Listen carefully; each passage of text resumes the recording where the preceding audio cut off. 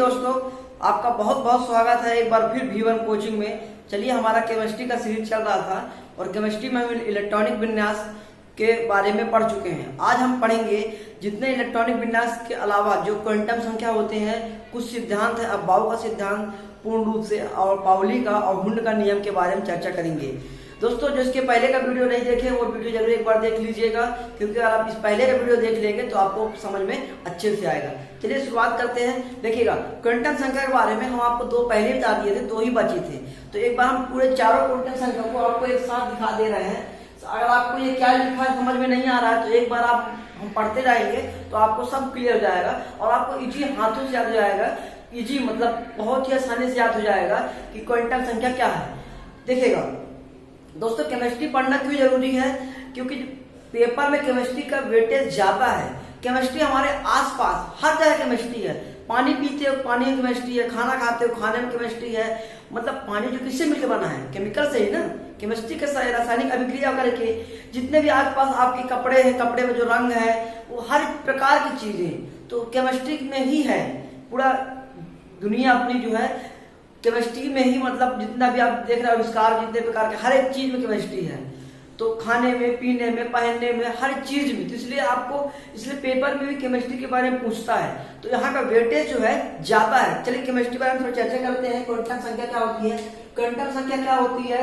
जो किसी इलेक्ट्रॉन की सही स्थिति, ऊर्जा, आकृति, चक्रण और विन्यास के बारे में दर्शाती है। मतलब इलेक्ट्रॉन का ऊर्जा कैसी होगी, सही स्थिति कहाँ होगी, आकृति कैसी होगी, चक्रण कैसा होगा, अभिन्यास कैसे होगा, इस सब के बारे में जो है क्वांटम संख्या बताता है। क्वांटम संख्या चार प्रकार का होता है। पहला प्रकार है मुख्य क्वांटम संख्या, दिगांशी क्वांटम संख्या, चुंबकीय क्वांटम संख्या, चक्रण क्वांटम संख्या। तो पहले बात करेंगे मुख्य क्वांटम संख्या क्या। तो मुख्य क्वांटम संख्या की खोज जो है बोर ने किया। बोर ब्यूरी जिसको बोलते हैं। तो उन्होंने क्या संकेत इसका n रखा, जिसके बारे में पहले चर्चा कर चुके हैं। इसका मान जो होता है, इसका मान 1, 2, 3, 4 से लेके अनंत तक होता है, लेकिन इसका मान जो है 0 नहीं होता है। ये आपके ऑप्शन में क्वेश्चन पूछ सकता है दोस्तों, तो आप ध्यान रखिएगा। क्वांटम संख्या, मुख्य क्वांटम संख्या खोज जो है बोर ने किया, संकेत n है, मान इसका 1, 2, 3 से लेके अनंत तक हो सकता है, लेकिन 0 इसका मान नहीं होता है। जो n का मान हम देखे थे k l m n में होता है। तो k का मान 1, l का मान 2, m का मान 3, n का मान 4, ऐसे रख के हम इलेक्ट्रॉनों की स्थिति के बारे में जान सकते थे कि k में कितने इलेक्ट्रॉन होते हैं, l में कितने होते हैं, m में कितने, n में कितने होते हैं। तो उसको जानने की सही स्थिति आपको सूत्र था तो 2n का स्क्वायर। इससे हम इलेक्ट्रॉन की सही स्थिति जान सकते थे। k l m n का मान रख के के में कितने इलेक्ट्रॉन, तो हम जानते थे 2, 8, 18, 32 इलेक्ट्रॉन होते हैं। 2, 8, 18, 32। चलिए इसके बाद आगे देखेंगे द्विगांशी क्वांटम संख्या, जो उसकी खोज समरफील्ड ने किया। संकेत इसका L होता है, ठीक। मान इसका 0, 1, 2 से लेके 0 स्टार्ट है। तो यहाँ पर इसका मान जो है 0 से स्टार्ट होता है। तो 0, 1, 2 से लेके मतलब n में 1 कम तक होता है इसका मान। L का मान जो है S P D F को प्रदर्शित करता है, और यहाँ पे जो है मुख्य क्वांटम संख्या जो है K L M N के मान को प्रदर्शित करता है। देखिए दोस्तों, यदि कहने का मतलब मुख्य क्वांटम संख्या जो है सेल के बारे में जानकारी देता है। सेल जिसको तो ऊर्जा स्तर, कोष या कक्ष के बारे में जानकारी देता है। और एक मिनट, द्विगांशी क्वांटम संख्या जो है उपकोष यानी उप ऊर्जा अपभ्रय के बारे में जानकारी देता है। कौन? जो ये आप देख रहे हैं S P D F, ये क्या है आपके उपसेल है, और K L M N क्या है आपके, K L M N जो है आपके सेल है, ठीक। यानी कोष। इस प्रकार से ये सेल के बारे में जानकारी देता है, और ये उप सेल के बारे में जानकारी देता है, जिसका L का मान जो होता है S P D से प्रदर्शित S P D F से प्रदर्शित करते हैं, और यहाँ n का मान जो है K L M N से प्रदर्शित करते हैं। चलिए दोस्तों, अब इन दोनों में संबंध देखेंगे। संबंध देखिएगा, अगर n का मान 1 रखते हैं तो 1 किसको संबंधित करता है? 1। मतलब इस प्रकार से l जो है 0 किसको प्रदर्शित करेगा? 0 जो होता है वो S को, 1 जो है P को, 2 जो है D को, और यहाँ पे अगर 3 रख दें तो 3 किसको करेगा? F को। इसी प्रकार से K 1 को, L 2 को, M 3 को, N 4 को देखेगा। तो L का मान 0 रहेगा, 0 मतलब S। तो यहाँ पे n का मान क्या हो जाएगा? 1। ये किसको मान करेगा? k को। इसके बारे में हम पिछली वीडियो में चर्चा कर चुके हैं दोस्तों। अगर आपको ये चीज दिक्कत क्या है, इसको पिछले वाले वीडियो देखिएगा, पूरे कंप्लीट समझाए हैं। तो अब एल में जो होता है, एल का मान 2 है, 2 जो होता है, और एल का मान जो है यहाँ 0 1 हो जाएगा क्योंकि पी है, तो 0 अपना एस, 1 अपना पी। और इसी प्रकार से यहाँ एम का मान हो जाएगा 3, तो 3 कैसे हो जाएगा, तो एल का मान 0 1 2 हो जाएगा, तो 0 का मान एस, 1 का मान पी, 2 का मान डी, इस प्रकार से 3 हो जाएंगे। इसी प्रकार से चौथा भी होता है, इसके बारे में हम पिछली वीडियो में चर्चा कर चुके हैं। तो मतलब दोनों का संबंध बता दिया आपको कि दोनों का संबंध कैसे होता है। देखिए दोस्तों, इन दोनों का मान हम आपको पहले बता चुके हैं, मतलब इसके बारे में चर्चा कर चुके हैं पिछली वीडियो में, तो आप देख सकते हैं। चलिए चुंबकीय क्वांटम संख्या के बारे में जानकारी देखेंगे कि चुंबकीय क्वांटम संख्या क्या होती है। देखिए आप, चुंबकीय क्वांटम संख्या जो है, इसकी खोज जो है लंदन ने किया था।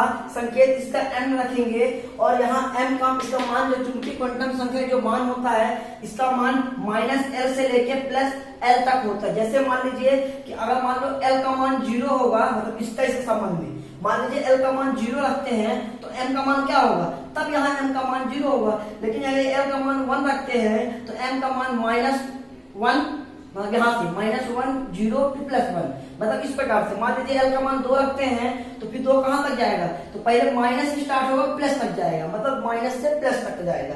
तो आप याद रखिए इस प्रकार से होता है। इस प्रकार चुंबकीय क्वांटम संख्या, सबसे इंपॉर्टेंट बात आपसे पेपर में यही पूछेगा कि चुंबकीय क्वांटम संख्या जो है किसके बारे में जानकारी बताता है, तो आप याद रखिएगा ऑर्बिट के बारे में बताता है, कक्षक के बारे में बताता है। ठीक, उसके बाद चक्रण क्वांटम संख्या देखेंगे, संकेत इसका s होता है, इसका मान जो होता है +1/2 से -1/2 तक होता है।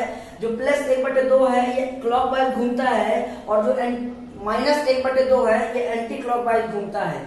चक्रण क्वांटम संख्या जो है ये इलेक्ट्रॉनों के चक्रण के बारे में बताता है। सबसे इंपॉर्टेंट बात दोस्तों ये है कि मुख्य क्वांटम संख्या क्या बताता है, तो इलेक्ट्रॉनों का ऊर्जा स्तर कोश कक्ष बताता है।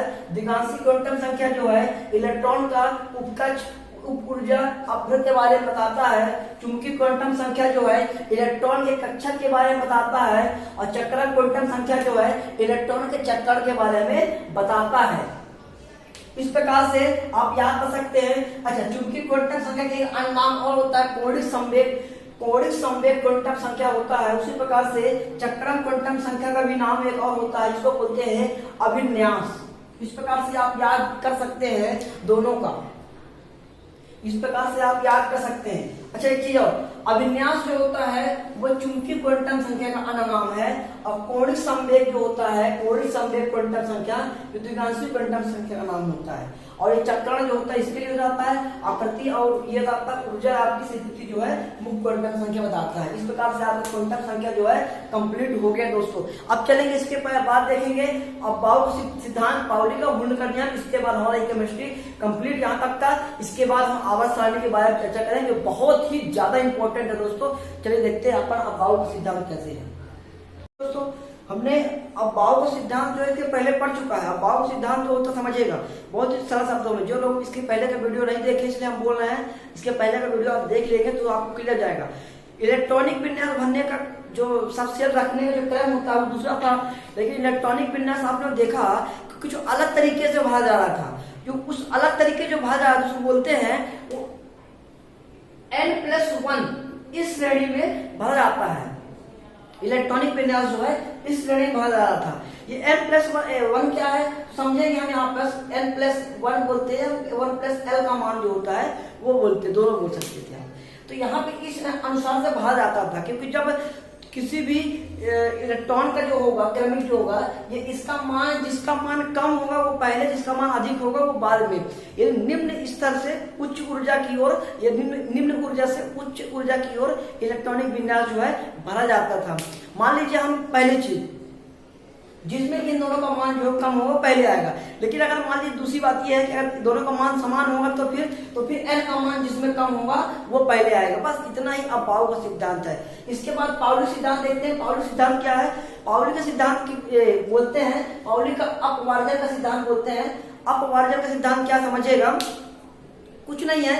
इन्होंने बताया कि अगर मान लो कोई एक ही परमाणु है, उसमें कोई 2 इलेक्ट्रॉन है, तो उसके चारों क्वांटम संख्या जो होंगे वो समान नहीं होंगी। मतलब कि अगर एन एल एम का मान समान होता है तो फिर भी एस का मान समान नहीं होगा।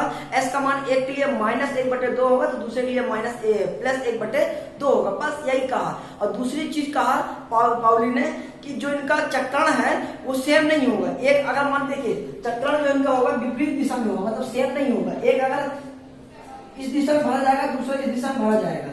अगर या तो फिर एक इस दिशा में भरा जाएगा, दूसरा जो है इस दिशा में भरा जाएगा। बस इतना ही पाउली ने कहा, पाउली सिद्धांत है। अब इसके बाद समझिए यहाँ पर लिखा है, तो पढ़ देते हैं क्या लिखा है। एक ही परमाणु में उपस्थित 2 इलेक्ट्रॉन, मतलब कोई परमाणु से 2 इलेक्ट्रॉन उपस्थित है तो उन चारों का क्वांटम संख्या समान नहीं होगा। वो 2 इलेक्ट्रॉनिक जो होंगे, इलेक्ट्रॉन जो होंगे, उनका चारों का क्वांटम संख्या समान नहीं होगा। अतः इन 2 इलेक्ट्रॉन के एल एम एन का मान समान हो सकता है, लेकिन उसमें एस का मान जो है समान कभी नहीं होगा। ये बस पाउली सिद्धांत का है। नियम जो है देखिएगा, हुंड का नियम समझिए। हुंड का नियम क्या है? हुंड का नियम बताया, इसे उच्चतम गुणांक नियम भी कहते हैं। बोला समान ऑर्बिटर जो होते हैं, समान ऊर्जा वाले ऑर्बिटर का चिन्ह क्या होता है।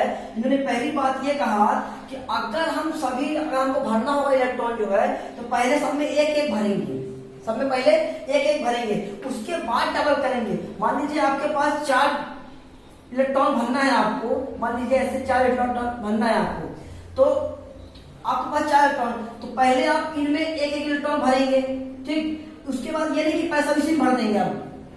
अगर आपको इलेक्ट्रॉन भरने के लिए बोला जाए तो अब भरिए, आपको 4 स्थान दिया गया भरने के लिए, ठीक। तो आप इसका मतलब ये नहीं 4 ऑर्डर भरने के लिए दिया गया, इसका मतलब जब आप भरेंगे तो पहले सब इसी भर दें, ऐसा नहीं।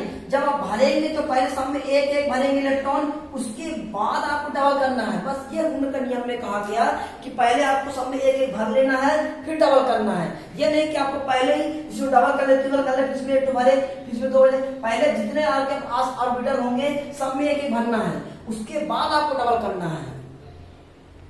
क्लियर दोस्तों? तो हुंड का नियम यही है कि मान लीजिए आपको 4 कक्ष हैं, तो 4 कक्ष में पहले आपको भरना का मान लीजिए है इलेक्ट्रॉन, तो पहले सब में आप एक भरेंगे, उसके बाद आप डबल करेंगे। बस ये हुंड का नियम कहते हैं। पाउली का आप देख लिए, अब बाउ का देख लिए, आपका यहाँ से पूरा कंप्लीट होता है ये पार्ट। अब अगला जो पार्ट होगा वो हमारा मेन जो है बहुत इंपॉर्टेंट है दोस्तों, और बहुत ज्यादा पेपर में आया, वो है आवर्त सारणी, पीरियोडिक टेबल। तो इसके बारे में हम नेक्स्ट वीडियो चर्चा करेंगे। और हाँ, तब यहाँ तक आप इसके ऑब्जेक्टिव हल कर लीजिए, अपने किताबों से इसको पढ़ लीजिए। यहाँ तक आपका क्लियर रहेगा तो आपको आगे समझ में आएगा, अन्यथा आपको समझ में नहीं आएगा दोस्तों। चलिए दोस्तों, बहुत बहुत धन्यवाद दोस्तों। अगर आपको समझ में आ रहा है तो वीडियो जरूर लाइक करिएगा और दोस्तों को भी शेयर करिएगा। चलिए एक बार बहुत बहुत धन्यवाद।